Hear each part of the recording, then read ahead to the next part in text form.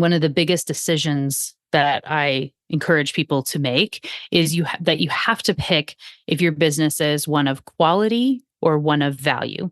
And I know that you listening, you're thinking, I want both of those things. I provide quality and value to my customers. I get it. And you can't do both because the strategy for them is very different.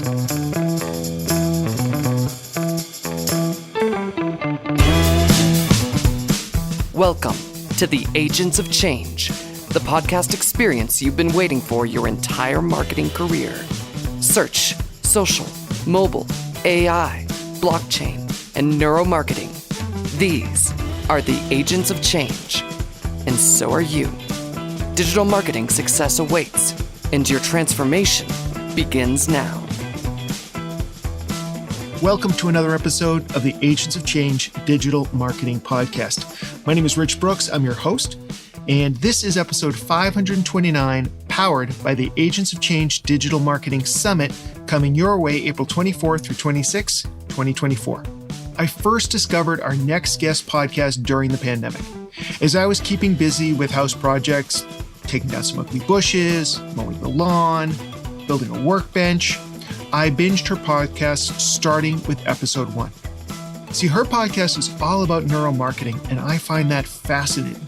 I went to college thinking I wanted to be a psychologist, just like my dad, but my intro to psych class was a bore, and my writing intensive English class freshman year was amazing.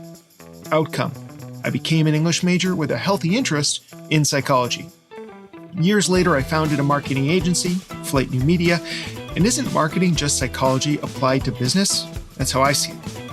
Today, this podcaster and author is back, and we'll be talking about what's in her latest book, The Truth About Pricing. Because let's be honest, it's rarely about the price. Don't believe me? Then you'll definitely want to listen to today's interview. She's also one of our speakers at this year's Agents of Change Digital Marketing Summit. For 3 days, from April 24 through 26, 2024, you can take in 30 marketing experts as they share actionable tips that will help you upskill, grow professionally, and drive more business online. And it's free to attend. That's right. You can watch all 30 sessions at no cost. Just visit theagentsofchange.com and register right now. Now, if you're serious about your marketing career or you're really looking to take your skills to the next level, you might be interested in one of our VIP passes.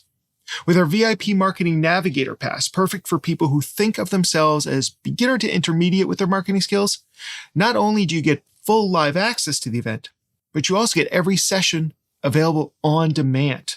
So you can watch and rewatch at your convenience for a full year. We're also throwing in full transcripts, audio downloads, like a podcast, summaries, slide decks, and more.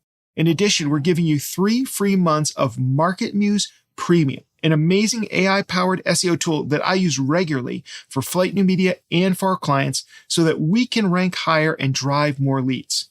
Normally, that premium tool would cost you $3,000, but it comes bundled in the Navigator Pass. So, how much is that Navigator Pass, you ask? Is it $2,000? So you'd be saving over $1,000? No. Maybe it's a steal at $1,000, giving you over $2,000 in value. Still, though, it's $149. That's it. Just $149 for $3,000 worth of SEO software plus all the on-demand content you can handle. If that's not enough, maybe you should check out our VIP Marketing Mastery Pass. The right pass if you're intermediate to advanced in your marketing skills, but you know there's still room to grow. You get everything in the Navigator Pass, including 3 months of Market Muse Premium, as well as courses, memberships, masterclasses, and more from our speakers and sponsors. I tabulated it all up, and it comes to nearly $9,000 of value. And we're still adding things, so it could go higher. So how much is the Marketing Mastery Pass, you ask? Is it $8,000? All right. We're not going to play that whole game again. It's only $299. That's less than $300 for nearly $9,000 worth of marketing value. I feel like this is a crazy Eddie commercial back in the day. Seriously though, If you enjoy this podcast and you're getting value out of it, I promise you'll find insane value from either of our VIP upgrades. Head on over to theagentsofchange.com and reserve your spot now. Speaking of our sponsors, a quick word about Email Tool Tester, an amazing resource for marketers and business owners. You know that email marketing continues to be a cornerstone of all successful campaigns. But unlocking the potential of email marketing means steering clear of common pitfalls. At Email Tool Tester, you'll find more than just a review site. You'll find experts ready to equip businesses of all sizes with the tools and expertise they need to take their marketing to the next level. With 15 years of industry experience, they're not only here to assist you, but also to ensure your journey to success is guided and supported every step of the way. To discover their unbiased reviews of the leading newsletter tools, detailed guides on lead gen, deliverability best practices, and free downloadable resources, head on over to emailtooltester.com. I'll put that link in the show notes too. And with that word from our sponsor over, let's check out this week's interview and discover how we should be pricing our products and services. My guest today is returning for her second tour of duty on the Agents of Change podcast. She is the CEO of The Brainy Business, which helps companies around the world apply behavioral economics so customers buy and employees buy in. She's written 3 best-selling books and hosts the Brainy Business podcast, which has more than 1 million downloads in over 170 countries. A consultant and keynote speaker, she also teaches applied behavioral economics via the Texas A&M Human Behavior Lab. She and her work have been featured in many outlets, including Inc. and Psychology Today, which growing up, having a psychologist for a dad was always somewhere in the house. So I love that magazine. Today, we're going to be talking about pricing, one of the most misunderstood and confusing aspects of both marketing and running a business, with returning guest, Melina Palmer. Melina, welcome back to the podcast. Oh, thank you so much for having me. I love your stuff. I love your podcast. Tell me, what was the inspiration behind writing your newest book, The Truth About Pricing? Well, I've been talking about pricing and helping people with it for a very long time. And The Truth About Pricing was almost my first book. And in working with my publisher at that time, it was kind of the which way do we want to go? And they ultimately decided to go with the general behavioral economics, which became What Your Customer Wants and Can't Tell You. So I've known that this had to be a book for some time. And it took a couple of years longer than expected to come out. But really the reason that I wanted to have the book is because I know so many people struggle with pricing, and our brains are really wired to make it so that it's hard for us, especially if you're in smaller business and you're having to price your own stuff. That can be really hard for people, can make it difficult to speak with confidence when you're selling. And that is such a huge disadvantage you would be putting yourself to if you're not able to speak confidently about your prices. So being able to feel good about them, know that they're properly aligned, and how to incorporate psychology into that selling, buying, pricing process, and knowing there's a science to it is like, how can I not write that book? Absolutely. It's funny because earlier today, I actually did a guest lecture for an entrepreneur class at a local college. And the very first question somebody asked me is, how do you price your services? And I'm like, I have an idea, but I will have even more of an idea later on today after I talk to my guest, Melina Palmer. So talk about timing. I'll have to send this over to her. Early on in the book, you say that the truth about pricing is that it's not about the price. What do you mean by that? Yeah. And I think that's page 3. So, we really give away the, when we say it's early, I give away the answer to the title. So the thing is that everything that comes before the price matters more than the price itself. And the example that I always come to here is one that leads into my framework for pricing, which is called It's Not About the Cookie. So if you imagine we're walking down the street having a great conversation, and then all of a sudden there's this delicious scent that comes toward us, and it's like sweet and a little salty and chocolate. We realize it's chocolate chip cookies. They're close. We can smell them and we're so excited. And so we're still having a good conversation, but we're drawn toward that delectable scent. And then we get in front of the store and we see there's a line, and we find ourselves in the line, and they have free samples and they say, today only, buy 3, get 1 free. Before we know it, we walk out of there each eating a cookie with a bag that has an undisclosed number for the future. So that's like scenario 1, right? In scenario two, same street, same conversation, same everything, but a person comes up and shoves a coupon in our faces and says, "Hey, today only we're selling these cookies, and if you buy 4, you only have to pay for 3 of them. I've got samples." Ugh, like hate that guy. Get out of here. We get in front of the store, we see the line, and we're thinking, pitying those people that have lower standards than us. And then when we smell the cookies, that's incentive to write a Yelp review about their bad sales tactics, how we'd never buy from them. So, what's important to note here, all the same things happened. They were in a different order. But in one case, the first scenario, we're almost definitely buying those cookies. We're like being pulled in from the very beginning. In the second scenario, we're almost definitely not buying. So, we know it's not about the cookie. And also, price never came up. They could have been $3 each in the first scenario, 50 cents each in the second. And it wasn't really what was leading us into buying. So, everything that happens before the price matters more than the price itself. That's where the psychology comes in and what I teach in the book. So if the price is so dependent on everything that comes before it, obviously we don't all have cookies that smell good. Although my office is right next to Jay's Oyster Bar and they start cooking garlic at about 10 a.m. in the morning. So I can kind of understand the benefit of that approach. For those of us that don't have products that smell good, what are some of the things that we could do that would be similar? And maybe what are some of the tactics we might want to stay away from to avoid that second scenario? Yeah. So, fortunately, as you bring up, it's not only for those that are working in a bakery or something to have this tactic.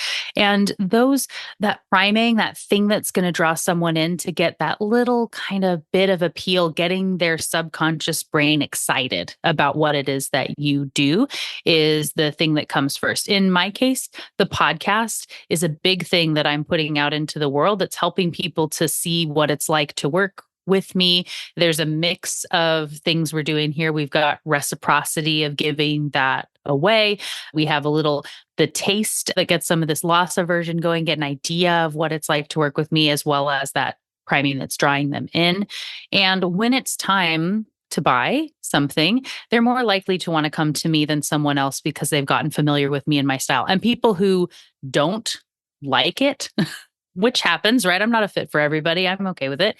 They can self-select out. They're not going to call. So it actually helps in the process of buying that I don't have a bunch of people who are trying to figure out if we're a fit for each other. People already know what it's like to communicate with me before they even decide to make that call or not, right? So that's a big thing to do.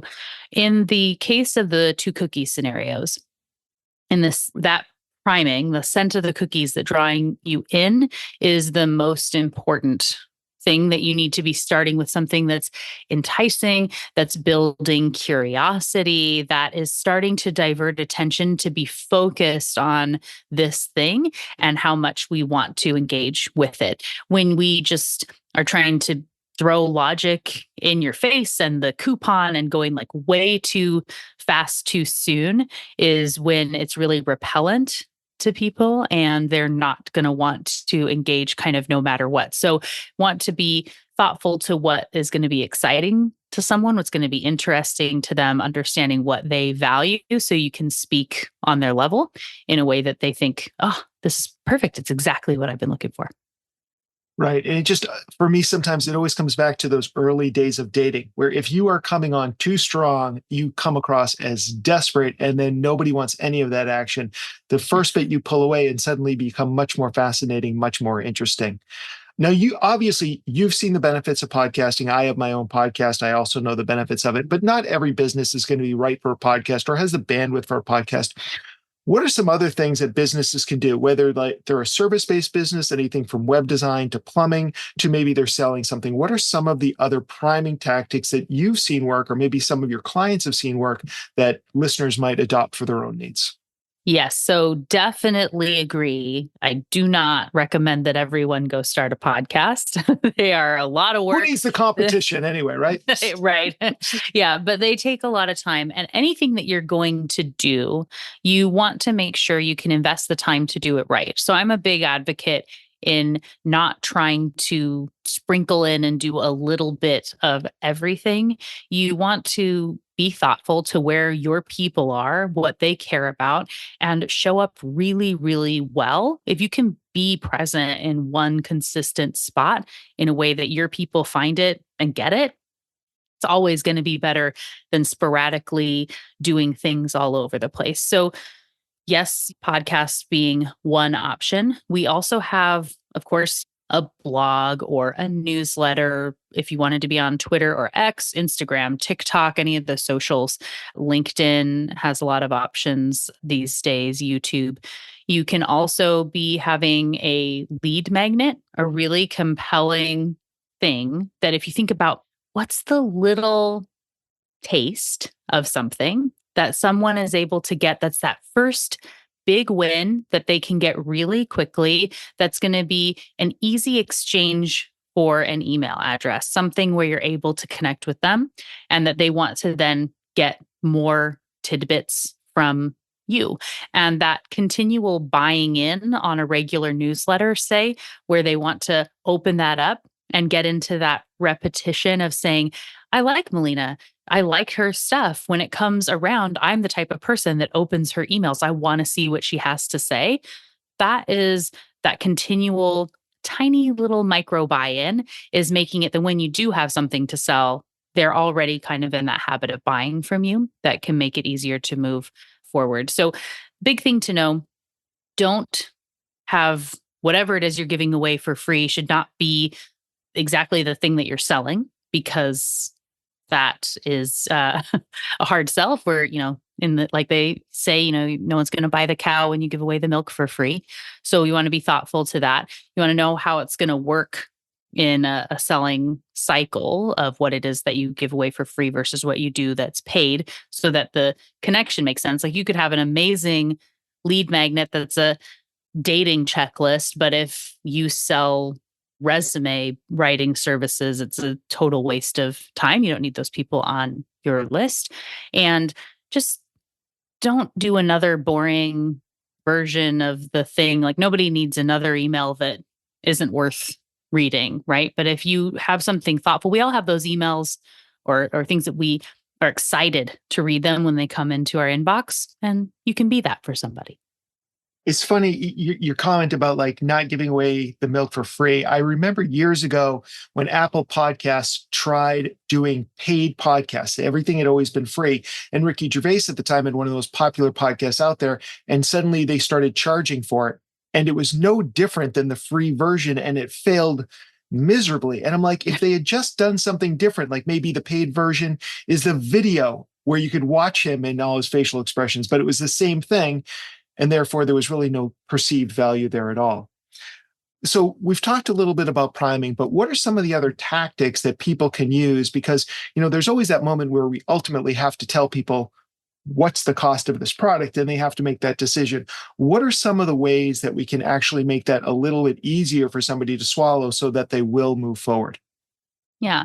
So there are several concepts in the cookie framework. Like we talked about priming. Framing is one. So how you say it matters more than what you're saying. I mentioned reciprocity, giving a little bit of a gift. We have the loss aversion piece, that somebody doesn't want to lose something that they already have.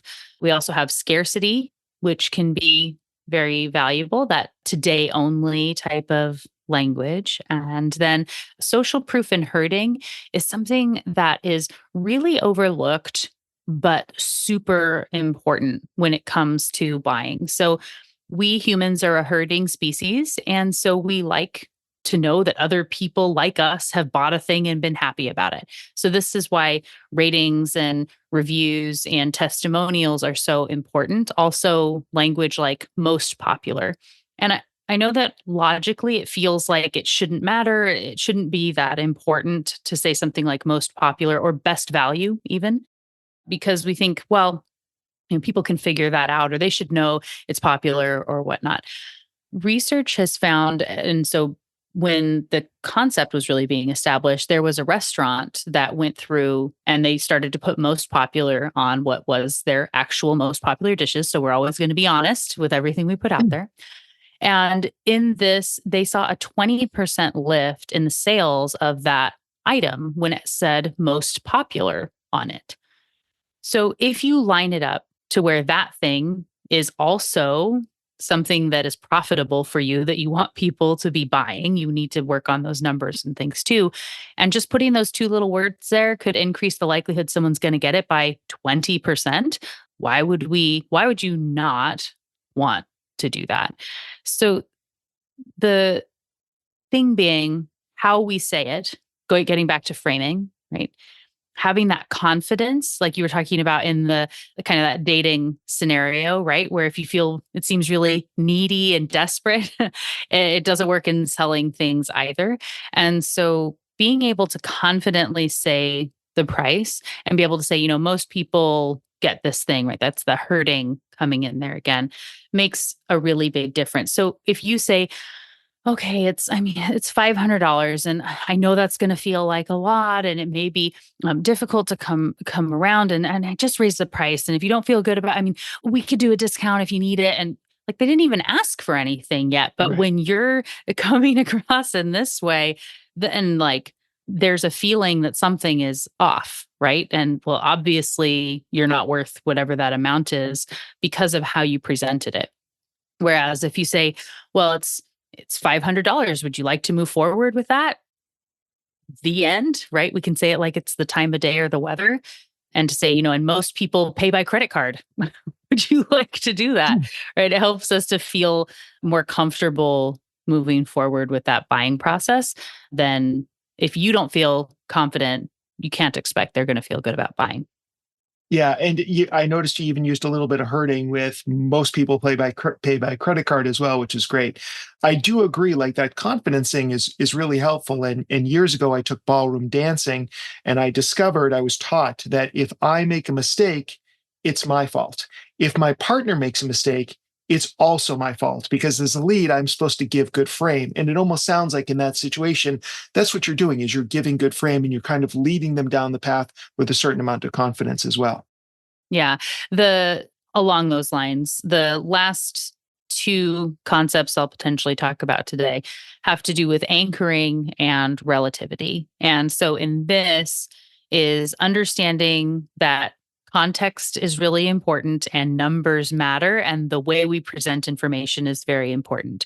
So when we think about presenting options and we're building out, say, service options, that we have for people, different packages, we think from the bottom up, right? So we've got the lowest priced one, or you could have this next one, or there's this other one, and we're building up to the biggest thing.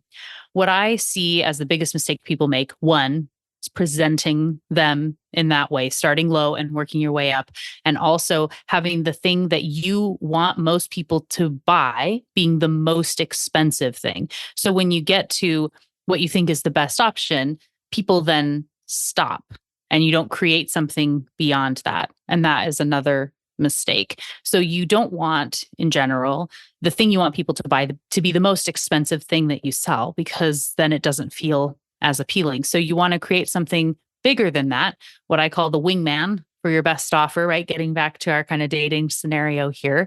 Its job isn't to be bought. If it is, great. You want to build something that you would be happy if people were to buy it.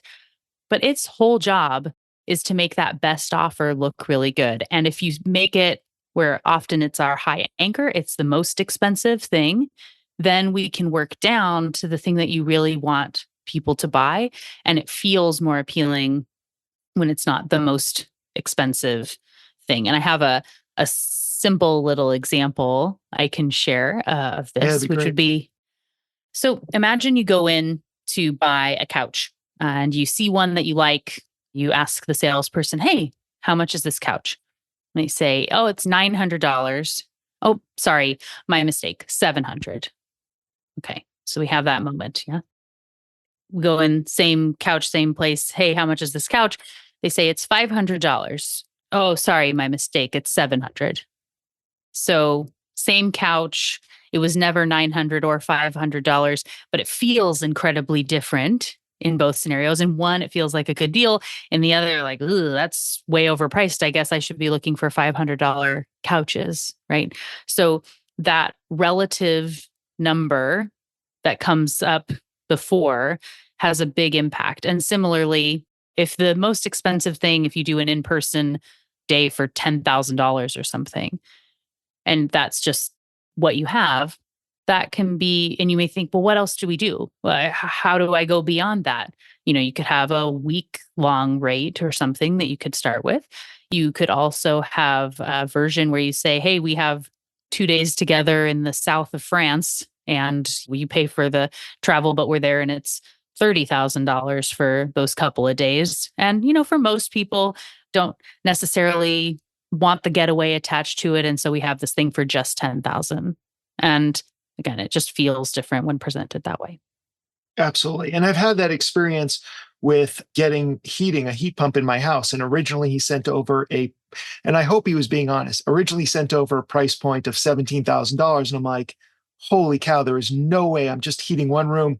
And he followed up and I said, well, that was out of my price range. And he says, oh my God, I sent you the one for the entire house for another client. Let me send it over. And it was like a third the cost. And I knew enough about the psychology where I'm like, I know why I feel like that's a good deal right now, but I do think it's actually a good deal. So that kind of stuff definitely works. So if I'm hearing you correctly, if we've got, say, 3 tiers, good, better, best kind of a thing, we really actually need to come up with one that's even higher than that without the intention of ever necessarily selling it. So if I'm doing lobster bakes out on the island, like I should, and I feel like this is as much as I could charge for it, I should come up with a version that includes a helicopter ride out to the island for like $10,000 more. And if somebody ends up buying it, well, then I'll have to buy a jet plane after that or something. But the bottom line is we should always have that reach product, that reach tier, to make everything else feel a lot more accessible and reasonable for the person. Yeah, in general, yes. And a couple of caveats there. If you already have a good, better, best, potentially the good thing isn't quite enough. And if you're trying to sell the best, you need to nudge up and maybe drop that bottom thing. So we don't want to have 15 options because we have a paradox of choice problem that comes up there as well. We don't want to overwhelm people. So be thoughtful. Just because you've always offered something doesn't mean you have to keep offering it. And you also have options to be bundling things together. So if there isn't something new you can do, I give an example in the book about someone that maybe if you're selling courses and you want people to buy your $900 course, but it's the most expensive one. And you also have a $600 course and a $500 course. And then you say, hey, you should buy a course. Isn't this one seem good? If you can do them all though, and you say, hey, there's we have it's $2,000 to do them all. Or, you can just start with this one. It's $900. Then that feels relatively better, being that it's at that price point. And you didn't have to discount anything to be able to get to that. So you don't have to discount to do a bundle. And you may find though, people will say, oh, I didn't even know I could do all 3. Sure, I'll go ahead and get them all. And so what you may find, and often it's not that everyone needs to raise their prices all of the time or that you need to expand your services. But what I've found with clients over the years is when you build out the thing that you think is way more than anyone's going to want, you may be surprised that people get really excited and buy the thing, which is why I say, be sure it's something you want to do. So don't build in something with a whole lot of hand holding when you hate the idea of doing that ongoing type of work. So be thoughtful to the thing that you build. But when you design it and think, okay, if not everybody needs this thing, but maybe they would want a person on site with their team that's going to be there for 6 months and they're going to do this thing. You build the thing out and someone buys it, want to make sure it's something that you'd be thrilled that they do. Absolutely. So let's say that you've got a virtual summit that you plan on putting on, and it's free to attend, but of course there's paid upgrades. Now, it's already kind of promoted that this is a free to attend event. So we're already heading in the wrong direction because we've already said this is the lowest price offer. What are some tactics that marketers might do or people who put on events might do to get people to move past that free tier to actually start looking at one of the more expensive tiers? So you can start, Hypothetically, yeah, obviously. in theory, if in case we know someone who's Right. got this going on. Well, without knowing what the other options are, first thing that I've potentially seen with this sort of event, you could have a version where you get all the recordings after the fact that no one else is going to get those. You either have to like attend live to get it for free. If you want to have access to the recordings, it's whatever amount for that 10, 25, $50, whatever. I don't know. So that's an option that you could add on as something that you could have. You could also have a limited number of people that get to have priority access to have questions answered, or there's going to be a follow up or something with some of the speakers that people are able to have some version of engagement. You don't necessarily have to look at attendees paying more. There could be something for advertising and things like that too. So, or maybe if it is that people on YouTube and stuff these days, there's always like at the end, there's the page of the premium people that are Patreon patrons or Right. whatnot, that they get their name shouted out in some way. So that could be an option. You could have a version where there's a drawing for some sort of big prize for people that are in a contributing tier. And you might not want to, we think about it not being necessarily saying it's a paid. Well, if you want to pay when no one else is paying, right? That language doesn't feel very good. But do you want to be a supporter, or are you words like patron, or that you are invested in the community? And if you want to help contribute or something like that, that change in language could be impactful too. Awesome. I know in the book you talk a lot about there are power words out there. So if we're thinking about our pricing, what are some of the power words that we might use to make our pricing seem more appealing? So the priming words I have in part 3, helping people to select the words that are going to be best for them and their brand. And that is very specific to a particular organization, a brand, and what it is that you're looking to achieve. That being said, if you do want to establish a problem you see people concerned about a lot, would be you worry that people don't know that it's expensive, and you don't want to have a bunch of tire kickers, like we say, that are going Mm, to waste time on discovery calls that are never going to buy. And there's this balance of none of my competitors are putting their prices on their site, and I don't necessarily want to put the prices out there, but I want people to know it's expensive and they actually do have to pay money without saying, hey, this is expensive, so don't waste my time if you're not going to buy. And so in that case, using a word like investment. So this is an investment in yourself, or by making this investment in your business, you'll be able to see whatever return. That word is something that makes it pretty clear that I'm going to have to give something, right? I'm spending something to make that investment, which can be time, money, what have you. And for people who aren't looking to do that, it may automatically turn them off, but not in a negative way, right? Not like there's anything offensive about it. And so knowing what you want to be about and what you want to convey and picking some words that help to support that is really important. And in the book, one of the biggest decisions that I encourage people to make is that you have to pick if your business is one of quality or one of value. And I know that you listening, you're thinking, I want both of those things. I provide quality and value to my customers. I get it. And you can't do both because the strategy for them is very different. In a quality business, which can still provide value, but when you're really built on quality, that's, maybe you have certifications that others don't have. If you're selling products, they're handmade or they're using very high quality materials. If you're selling luxury goods, whatever, that's in that quality side. And you want to have rounded number pricing, right? So you're 500, not 499.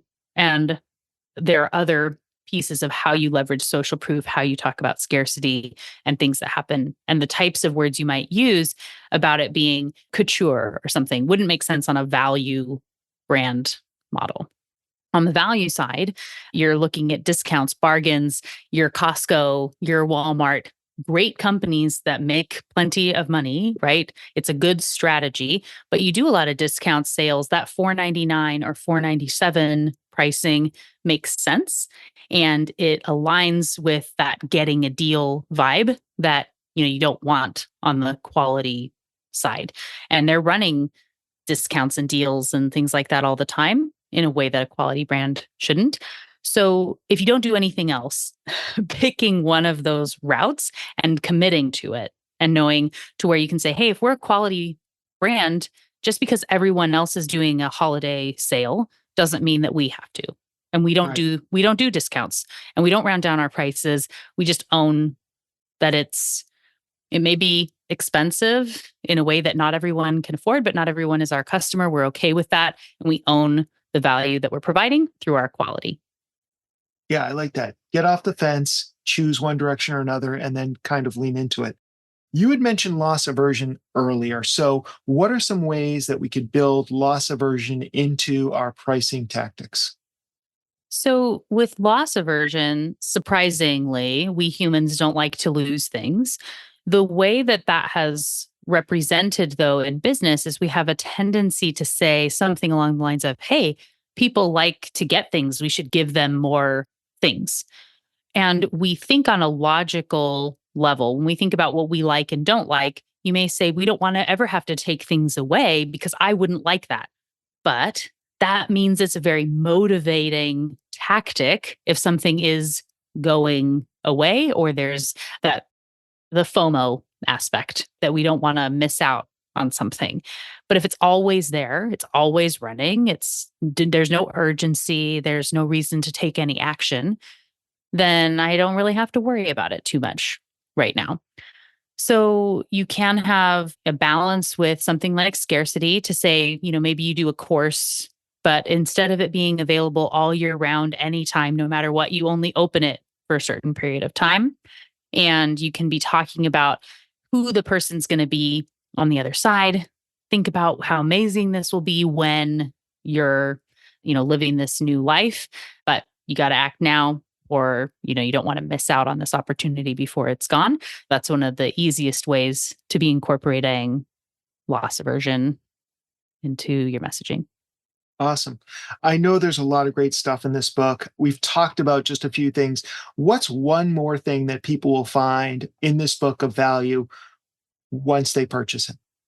Well, when you think about pricing, I know that for most people, it's really stressful and it's something that we get in our own heads about because we worry if we get it wrong, everything is going to fall apart.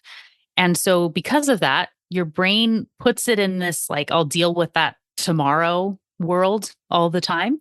And then tomorrow never comes, and you realize, oh no, the launch is next week and we haven't picked a price yet. And then it's like stress, and it can be difficult to kind of get out of your own way when it comes to pricing. So, while the psychology, a lot of it, and what I talk about in the book is looking at the person who's buying, there is an entire chapter that's called You. And there's actually a back to you at the end of the book, but it's sharing all the ways that your brain can be kind of tricking you to keep you stuck and having a hard time approaching pricing and putting yourself in a box that you don't have to be in. And so helping to understand the psychology that's keeping you making decisions that feel safe, but are actually keeping you stuck, breaking free of that and being more confident is a big aspect of what is included in the book. And then again, knowing that for most people with price, you're saying, please just tell me what to do and or can you just do it for me? Sort of the thing I hear from people all the time. This book is a series of answer this question, do this thing, then do this, then do that. It's like as close to doing it for you as I could get in a book. Nice. It is interesting because as you were giving that last example, I think so much of pricing is tied into our self-esteem and our Mm-hmm. self-value. Mm-hmm. And it's really difficult for a lot of entrepreneurs when they're just getting started, or even if they've been in business for a while, to recognize the value that they're delivering to their customers. So even if you can just help with the mindset of what people are going through so they start to realize I'm providing so much value to my customers, I need to be charging more. Because I know that companies that don't charge enough, they're not investing in their people, they're not investing in R&D, they're not investing in getting any better. And like you said, they just become stuck. So this sounds like just great advice for any entrepreneur who's looking to really grow and be able to run a successful business. Well, I think so too. Awesome. So for people who are looking to learn more about pricing, who want to learn more about all the great things you're doing, where can we send them online? Well, thank you so much for asking. You can, of course, find me on all the socials as the Brainy Biz, B-I-Z, Melina Palmer on LinkedIn. And there's information about the podcast, all of my books, speaking, consulting at thebrainybusiness.com. For every one of your listeners, we do have a special, some of that reciprocity in action. If you go to thebrainybusiness.com/AOC, you can get a free chapter of any of my books to check out and see if it's a fit for you. If you like it, try before you buy.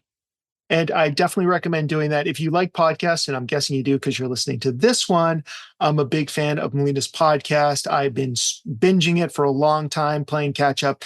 Definitely worth checking out. So be sure to do that. And we'll have all of the links that Melina mentioned in the show notes. Melina, thank you so much for stopping by today.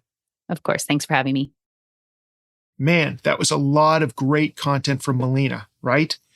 And I know after I listened to her talk, I started to rethink all of our pricing plans as well. I'm guessing you may feel the same.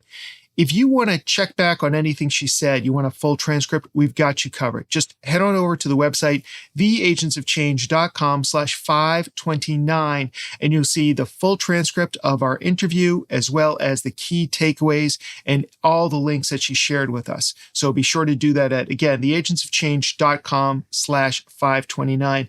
And while you're there, make sure that you register for the Digital Marketing Summit coming April 24th through 26th. Grab one of those VIP upgrades and become an agent of change. Don't miss another thrilling episode of the Agents of Change podcast.